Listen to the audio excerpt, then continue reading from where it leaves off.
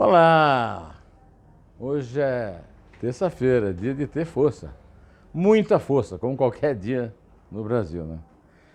E eu começo aqui pelo, digamos, uma flor do recesso. Sempre em janeiro vem essa notícia do movimento da dispensa do Palácio do Planalto. Por que interessa? Por que é um assunto aqui? Porque quem paga a dispensa do Palácio do Planalto somos nós. E aí, nós que pagamos, vemos isso aqui, esse dado levantado pelo Metrópolis Dados, né, um site de esquerda, vou logo avisando que eu não sou esquerdista, mas também leio os sites de esquerda, que obteve no painel de compras do Ministério da Economia a informação de que você, eu e todas as torcidas de times do Brasil gastamos 15.641.777,49 em leite condensado. Leite condensado é bom, né? Eu não posso abusar porque eu sou diabético, mas é bom. Mas é caro, hein? Eita, gastaram demais, hein? 15 milhões em leite condensado, né? Foram 1,8 bilhão no carrinho de compras do governo, um aumento de 20% em relação ao ano passado. Como detalhe, no meio da pandemia, crescimento de desemprego, aumento do home office, e o Palácio teve um aumento de gastos desse gênero, né?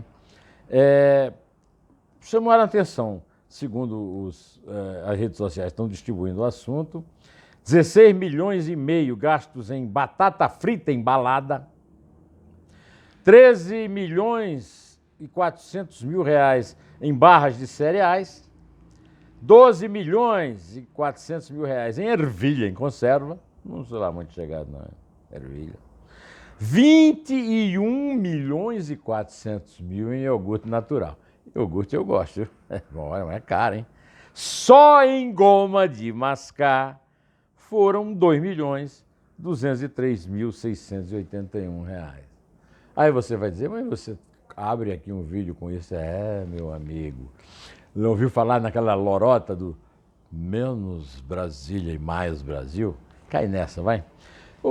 Eu pensei também que é provável que a rainha francesa Maria Antonieta, famosa pela frase "eles não têm pão, dê-lhe brioches", deve estar remexendo de inveja da rainha do Palácio do Planalto, Michele Bolsonaro, com uma dispensa cara dessa paga por nós, né?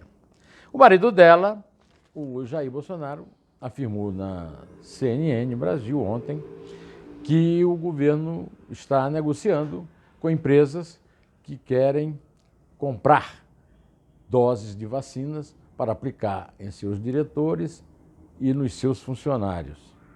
Nessa negociação, as empresas compram as vacinas e estão propondo um negócio em que, para cada vacina comprada para os seus funcionários, diretores, etc., daria uma dose para o Programa Nacional de Imunização. Estão chamando isso aí de privatização da vacina. Não, não é. Já é assim, tá certo? Hoje, a empresa que quiser comprar vacina para influenza, sarampo, seja lá por que for, compra a vacina e distribui com seus funcionários, enquanto o governo tem a obrigação de fazer o plano de vacinação para vacinar o povo. Esse não é um problema das empresas. A decisão empresarial de comprar a vacina é correta. O governo é que tem que ser competente e seguir o plano de vacinação, tendo doses de vacinas adequadas em número para cumprir as prioridades. Primeiro, os funcionários da área da saúde que têm contato, com a possibilidade de ter um contágio maior pelo coronavírus. Depois, os mais idosos, os comórbidos, né?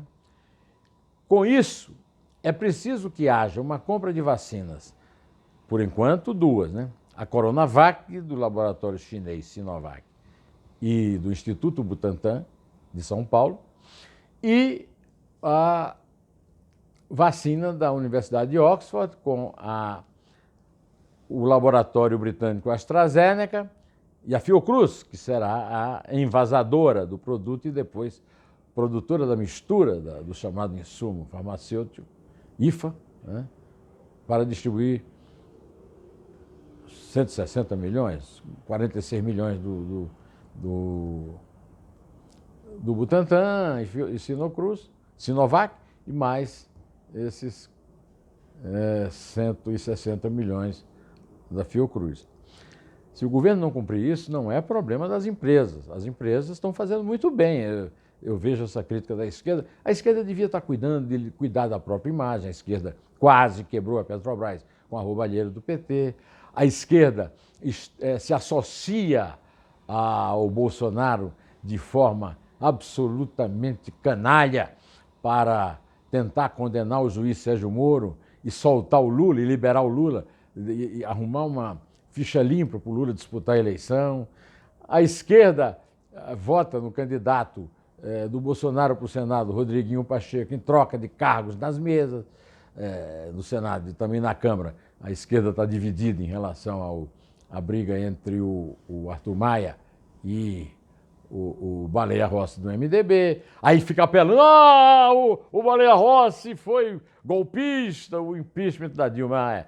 O Bolsonaro não foi. O Bolsonaro foi lá, votou pelo impeachment da Dilma e ainda elogiou o torturador da ditadura, o coronel Brilhante Justo. Mas vota no candidato do Bolsonaro, mas não no candidato do MDB. Me engana que eu não gosto.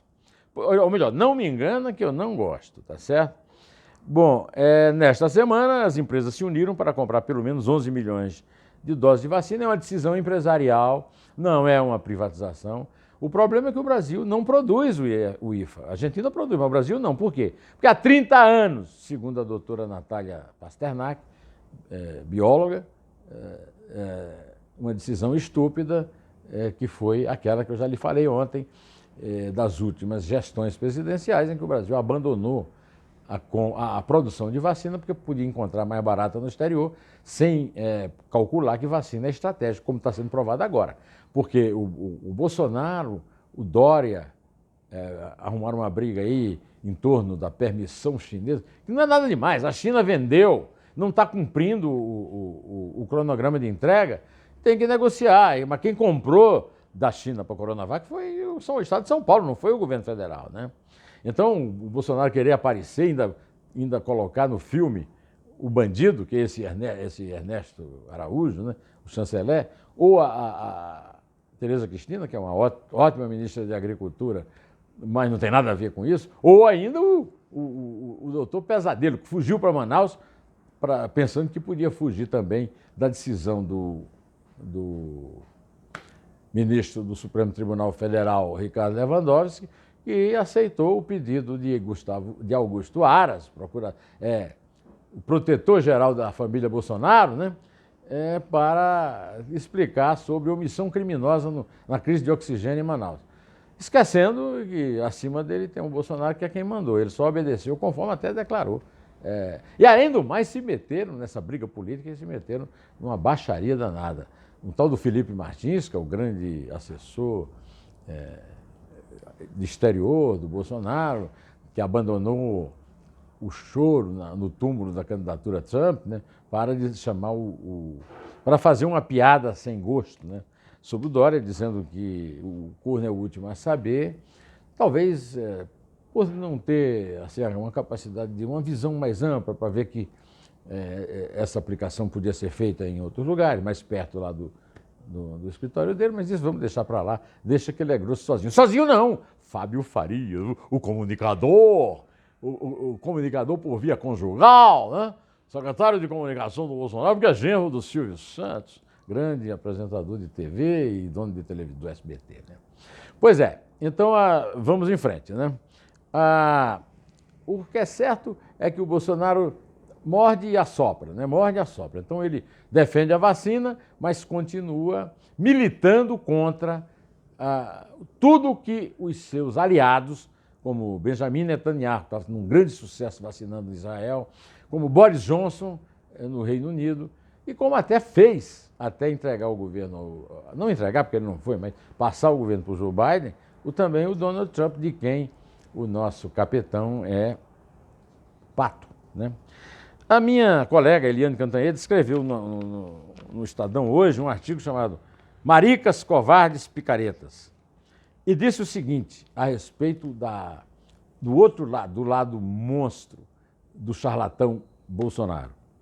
Ao assumir ontem a presidência do Tribunal de Justiça de Mato Grosso do Sul, o desembargador Carlos Eduardo Contar pediu o fim da esquizofrenia e palhaçada midiática fúnebre e propôs que desprezemos o irresponsável, o covarde e picareta da ocasião que afirma fiquem em casa.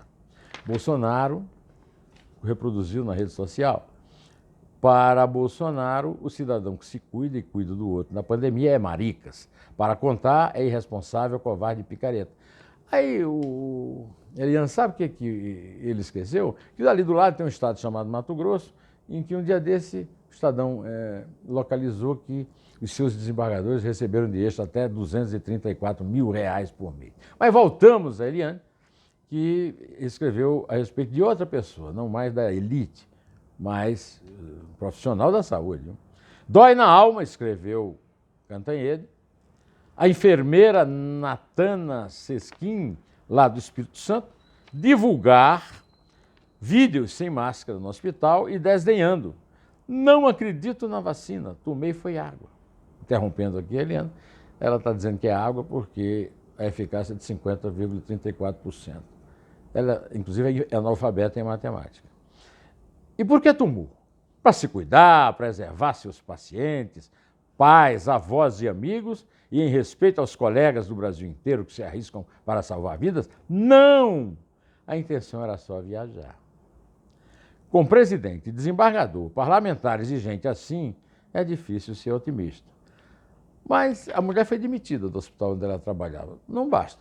O Conselho Federal de Enfermagem está convocado a caçar o diploma dela, porque ela é analfabeta, porque ela não sabe, e depois ela age a favor da morte, como o imbecil do desembargador que assumiu a presidência lá do Tribunal de Justiça do Mato Grosso do Sul. Desde ontem à noite, eu estou publicando um artigo no meu blog, como faço toda semana, o blog do Neumann, no portal do Estadão, chamado O Inferno é Aqui e Bolsonaro é seu capetão. É um artigo sobre todas as atitudes do Bolsonaro que negam essa sua hipócrita e mentirosa adesão à vacina e ao combate ao Covid. Neste artigo, eu digo que ele tenta se dar bem como agente do mal.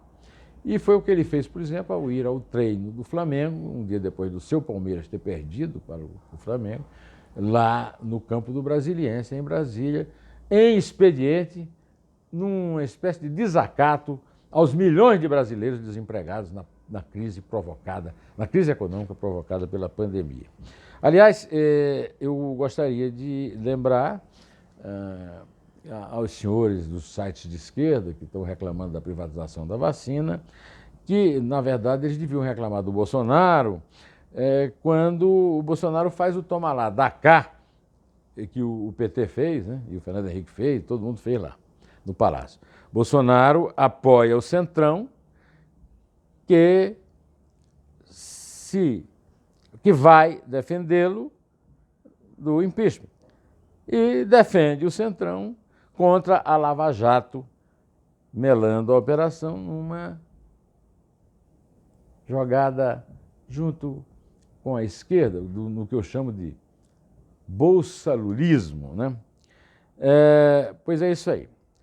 Cobra-se muito aqui os robôs e as redes do bolsonarismo militante no gabinete do ódio cobram muito de mim. Por que você não fala mais do Supremo? Eu falo do Supremo, ontem mesmo desci a lenha no Lewandowski, mas não por assunto que eles defendam, porque eles defendem o Lula, eles defendem o roubo na Petrobras, né? Mas aí eu senti uma ausência, né? E venho aqui perguntar a todos aqueles que escrevem, me perguntam, onde você estava nisso? Onde estava naquele? Cadê o Gilmar Mendes? O Gilmar Mendes sumiu dos robôs e das redes bolsonaristas. Um amigo meu me disse, mas ele, afinal de contas, interrompeu a investigação do Flavinho Chocolate lá no Rio. Mas não foi por isso, não foi por isso. Eles não estão gratos ao Gilmar Mendes por isso. Eles são pessoas, cidadãos de bem. Eles estão contra o... Eles esqueceram. Foi uma amnésia conveniente, né? Bom, Muita força nesta terça, direto ao assunto, em pé. E só a verdade nos salvará.